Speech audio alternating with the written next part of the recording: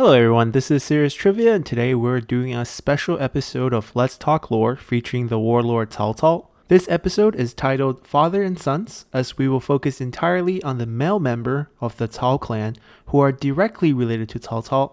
If you guys like the episode and want to see more special episodes of Let's Talk Lore featuring other members of the Cao Cao's family, like his many wives or his numerous cousins, please make sure to let me know your interest by liking, subscribing, and commenting on this video. With that said, let's jump into the episode featuring Father and Sons.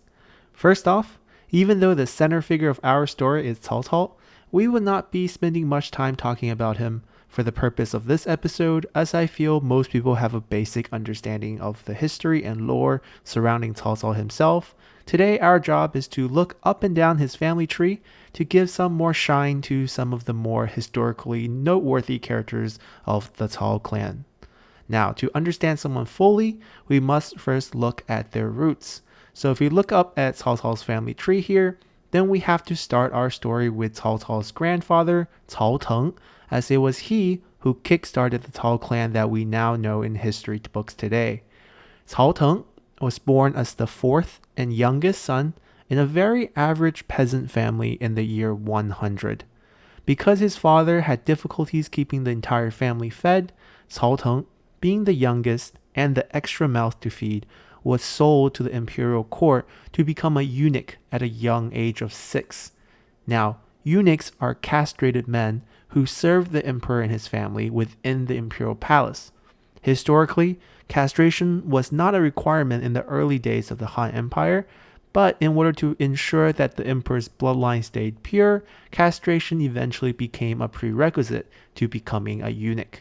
So Cao Teng joins the imperial court as a young kid and was lucky to be handpicked by the empress to become a servant for the young crown prince Liu Bao. The two of them bonded easily due to the similarities in their age, and when Emperor An passed away in the year 125, Crown Prince Liu Bao would ascend to become the new emperor with the title of Emperor Shun of Han, and Cao Teng would also see himself promoted to become a high-level eunuch due to his relationship with the new emperor. For the next 19 years, Cao Teng would carefully serve the emperor and slowly cement his place in the inner circle of the emperor. After Emperor Shun's death, the transition of power became a big turning point for Cao Teng and the Han Empire as a whole, as the new crown prince, Liu Bing, was just 6 months old. So as you can expect, a battle to become the regent for the baby emperor raged on throughout the court. One of the most dominant factions that battled for regency was led by the late empress Liang Na and her brother, General Liang Ji. But in the early stages of the battle for regency, Cao Teng smartly excused himself from the court intrigues as none of the various factions had a clear upper hand. Things got more interesting by the next year, when the baby emperor died before reaching the age of 2. As the baby emperor was the last surviving heir to the throne is now without a rightful heir. So Empress Liang and her brother, the general, handpicked Liu Zuan, who was a distant relative to the throne and just 8 years old at the time, to become the next emperor. They had thought that the new emperor, being only 8, would be easy to control, but the 8-year-old Liu Zuan proved to be smart and difficult to handle, as he openly rejected General Liang's younger sister's hand in marriage. Cao Teng, who had been observing the balance of power from behind the scene, then suggested to General Liang to poison the young emperor and replace him with a much more controllable Liu Zhi, who was also willing to marry the general's sister. General Liang took Cao Teng's advice and poisoned Liu Zuan and named Liu Zhi to become the next emperor as Emperor Huan of Han. Cao Teng would serve for the few more years before retiring. During these last few years, Cao Teng had immense power, as General Liang, who was appreciative of Cao Teng's support and advice, was basically the one in charge, while the emperor was more or less a puppet. From this, we can deduce that Cao Teng was an extremely crafty politician who managed to always stay on the winning side throughout over 30 years of service under 4 different emperors. With all his political success, you could assume that, like many eunuchs of the time, that Cao Teng would have been corrupt and very wealthy. But in reality, Cao Teng never used his influence and power to enrich himself financially. Instead, he used his power to refer and promote capable and talented government officials into key positions of power. This made him a revered godfather figure in the political circles. So even after his retirement from service at court, many people in power still paid him much respect, as they owed their position to him, even though most people looked down on eunuchs in general. Now, of course, the price of Cao Teng's political success as a eunuch was his castration, as it prevented him from having a normal family. He did marry a maid from the imperial court, but it was mainly for companionship, as he could no longer reproduce. So in order to have an heir to carry on his family name, Cao Teng would adopt Cao Song to be his son and heir. Now there are many different theories on who Cao Song was before he was adopted into the family, and it's impossible to know the truth for sure. Some of the popular versions are that Cao Song was actually a distant descendant of a former prime minister Cao Can, or that Cao Song's surname was originally Xiahou, or even that Cao Song was the youngest son of Cao Teng's older brother Cao Bao. And the worst version is that he was just some poor beggar boy that Cao Teng picked up off the street. When Cao Cao's grave was discovered, a DNA test was actually performed in 2017, where Cao Cao's DNA was compared to that of the Xiahou clan and the Prime Minister Cao Can.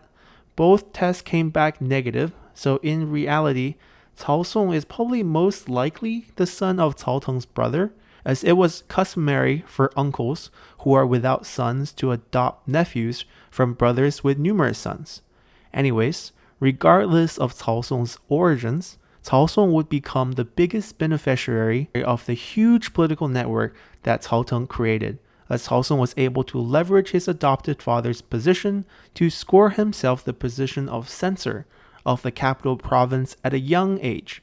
When Liu Hong, or Emperor Ling, ascended the throne, Cao Song would use the wealth he had amassed as a corrupt official to bribe his way to an even higher position as the Secretary of State tasked with dealing with foreign ambassadors.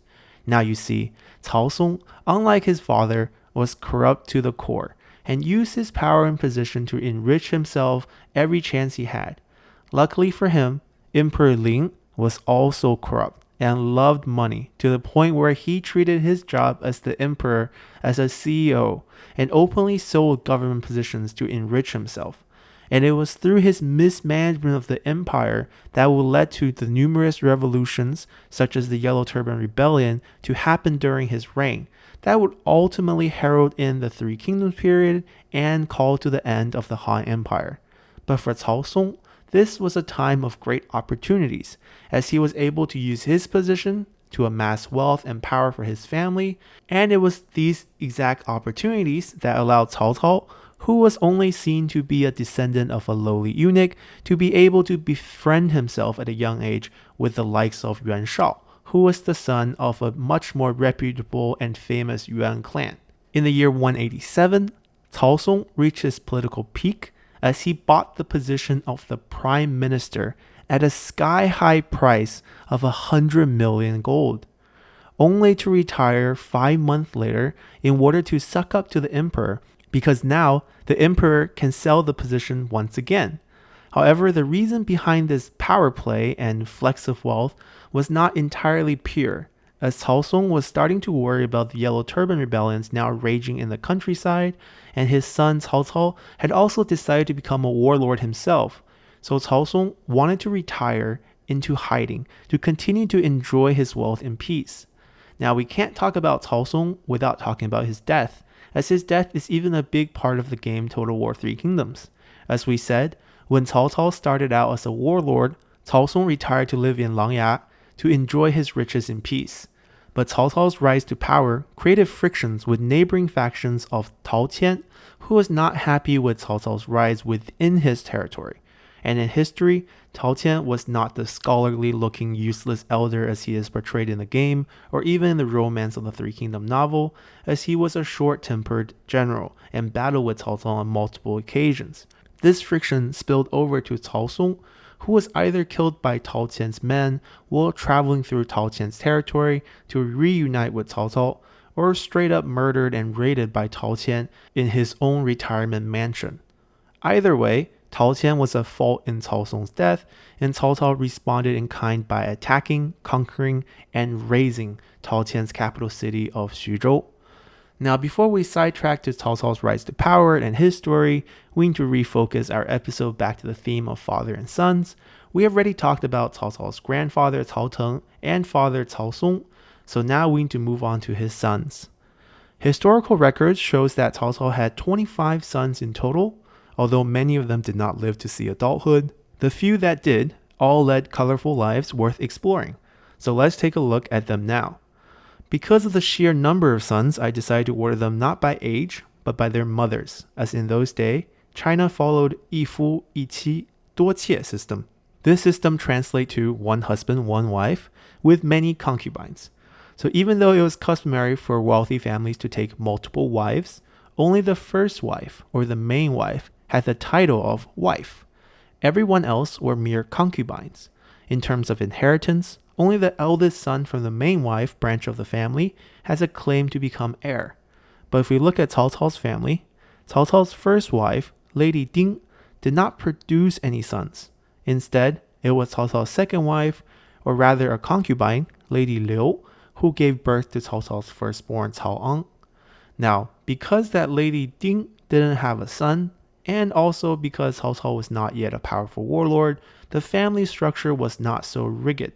So Lady Ding and Lady Liu sort of shared the official title wife, and neither one was seen as a concubine. Lady Liu also gave birth to another son named Cao Shuo, but he died before reaching adulthood, so we're not going to talk much about him. Lady Liu also unfortunately died shortly after giving birth to her two sons, so naturally her son Cao Ang was passed on to Lady Ding to raise as her own. Cao Ang, being the eldest son, was raised to become the next heir. And at a time of warfare, Cao Ang was raised to become a great commander and general. So from a young age, Cao Ang joined his father on the battlefield as he followed the army around on Cao Cao's many campaigns. When Cao Cao launched the attack against Zhang Xiu in Wancheng, Zhang Xiu quickly decided to surrender to Cao Cao. But after Cao Cao took control of the city, Cao Cao also decided to take Zhang Xiu's widowed aunt as wife for himself after seeing how beautiful she was. This lewd act angered Zhang Xiu, so Zhang Xiu and his strategist Jia Xu planned a sneak attack on Cao Cao's lax force in the middle of the night. That night, Cao Cao's force, high from their bloodless victory, was overwhelmed by Zhang Xiu's sudden betrayal, and Cao Cao was forced to flee for his life. During his escape, Cao Cao's horse, the Shadow Runner, was shot and killed, so Cao Ang, who was by his father's side, gave up his own horse to allow his father to escape. It was through this act and Dian Wei's bravery and sacrifice that Cao Cao was able to escape with his life. But the cost of stealing a married woman was the death of Cao Cao's beloved general and bodyguard Dian Wei, who single-handedly held the gate to buy time for Cao Cao's escape, and the death of Cao Cao's rightful heir Cao Ang, who could not escape on foot after giving up his own mount to allow Cao Cao to run away. Cao Ang's death mentally crushed Cao Cao and shattered his relationship with his wife Lady Ding, who blamed Cao Cao for the death of her adopted son. Lady Ding could not forgive Cao Cao and eventually left his side to return to her hometown, refusing to see Cao Cao ever again.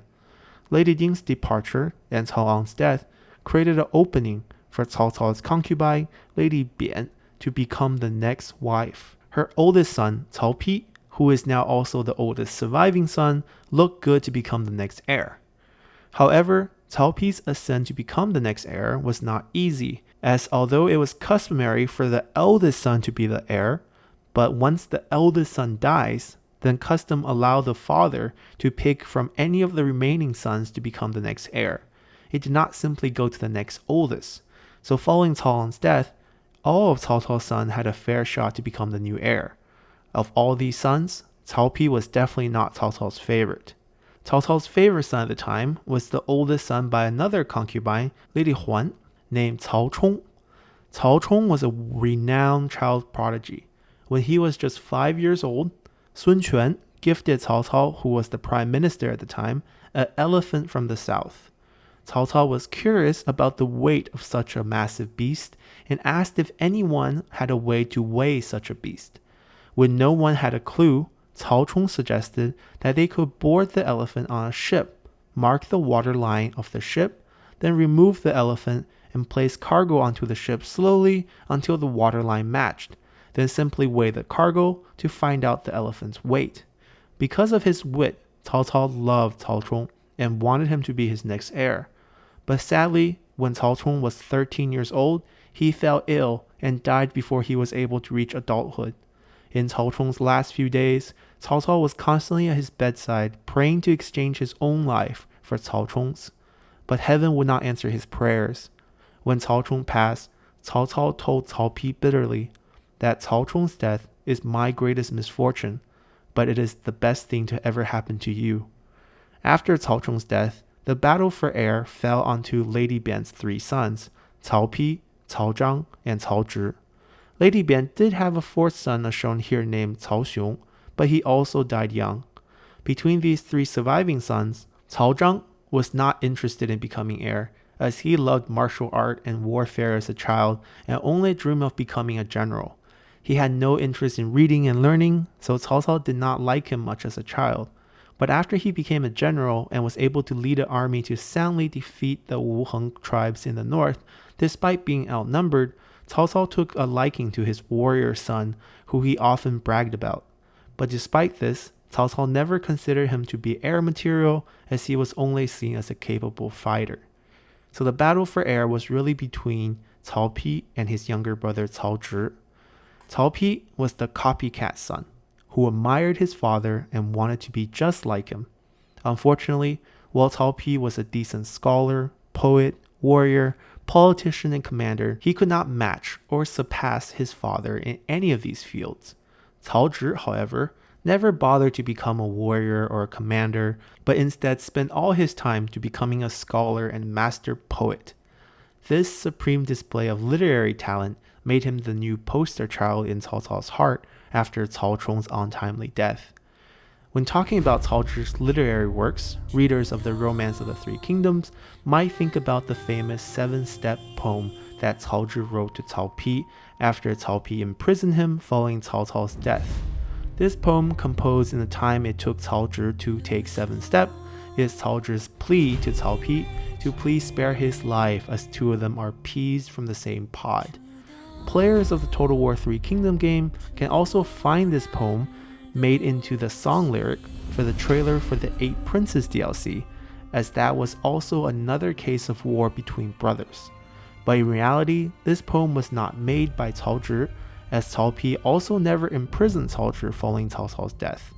Historically, Cao Zhi's most famous literary work has to be Deng Tai Fu, which is a poem written to commemorate the completion of Cao Cao's palace. This was also the same poem that Zhuge Liang had used to trick Zhou Yu into helping Liu Bei at the Battle of Chibi, where Zhuge Liang purposely misinterpreted the poem to hint that Cao Cao wants Da Qiao and Xiao Qiao for himself. Later on in Cao Zhi's life, he also composed Luo Shen Fu, which describes an incredible beauty of a woman that he admires but cannot have. Many scholars and conspiracy theorists have long linked this mystery woman in the poem to Cao Pi's wife, Lady Zhen. However, Cao Zhi's literary talent and Cao Cao's favoritism had some negative side effects on Cao Zhi, as he ended up growing more and more arrogant. Eventually, his out-of-line behavior would doom his chance to becoming the heir. The straw that broke the camel's back here happened one night in year 217, when a drunk Cao Zhi broke into the imperial stable and stole the emperor's carriage for a joyride throughout the imperial palace. This outlandish act helped Cao Cao make up his mind in the same year to name Cao Pi to officially be his heir. Cao Zhi's issue with alcohol only got worse after that. In the year 219, when his uncle Cao Ren was under siege by Guan Yu's army, Cao Cao ordered Cao Zhi to lead the rescue team, but he was too drunk to even receive the order. After that, Cao Cao completely gave up on this son, and when Cao Pi eventually became emperor following Cao Cao's death, Cao Zhi was sent far away from the capital to become a small lord where he will never be used, despite repeated pleas from Cao Zhi himself to return to the court. With these more important sons out of the way, we can quickly go over some of the more interesting sons. Continuing wife by wife, we return to Cao Chong's mom, Lady Huan, who also gave birth to Cao Yu, who was Cao Cao's 9th son. Cao Yu had probably the best life out of all of Cao Cao's sons, as he lived a long and peaceful life. His exact age of death is unknown, but with some calculation, we know he was at least 74 years old when he died, just 2 years shy of the three kingdoms uniting. During his life, he witnessed the end of the Han Dynasty, the rise and fall of the Wei Dynasty, and the rise of the Jin Dynasty. Yet despite these political turmoils and changes, he was spared from any trouble during all these transitions of power, and his son was even the last emperor of the Wei Dynasty. Another interesting note about his life is that his wife was the daughter of Zhang Lu, another warlord during the Three Kingdoms period. Like I've mentioned before in other lore series, Zhang Lu is a very interesting story waiting to be told. So if you want to hear about his life, then definitely let me know in the comment section below, as the next lore series is still up in the air at this time. Now the next wife here is Lady Du. Here I've highlighted her first son, as his name is the first one here without the surname of Cao. This is because, once again, Lady Du is another man's wife who Cao Cao took after defeating Lü Bu.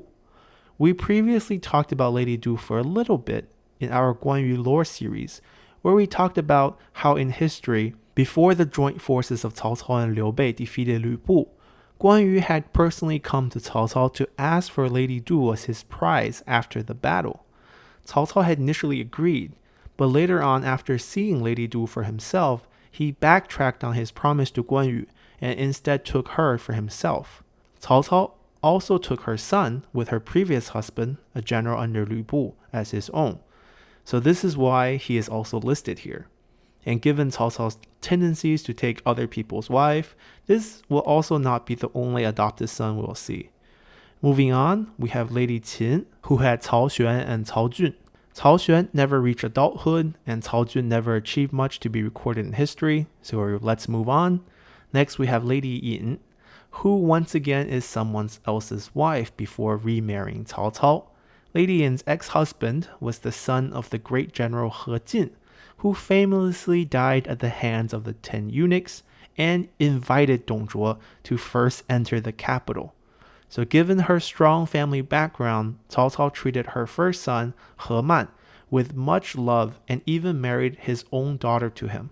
However, He Man had no ambitions for politics and instead surrounded himself with beautiful women and drugs as he dabbled in philosophy while high and wasted his life away until he was finally killed during Sima Yi's coup.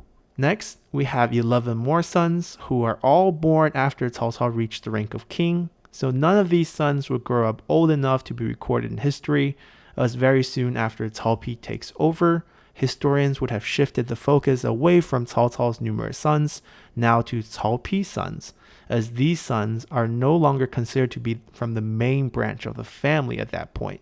So I'm just going to quickly show you these sons with their mothers, as none of them did anything particularly history-worthy to have their own story told. And with this, our father and son episode of the Cao clan lore series comes to a close. If you enjoyed this episode and would like to hear more about Cao Cao's larger extended family, like Cao Ren, Cao Hong, and Xiahou Dun and Xiahou Yuan, or more gossip stories about Cao Cao's more than 30 wives, then please remember to subscribe, like, and comment below to let me know. Once again, thank you all for watching and see you next time. Bye!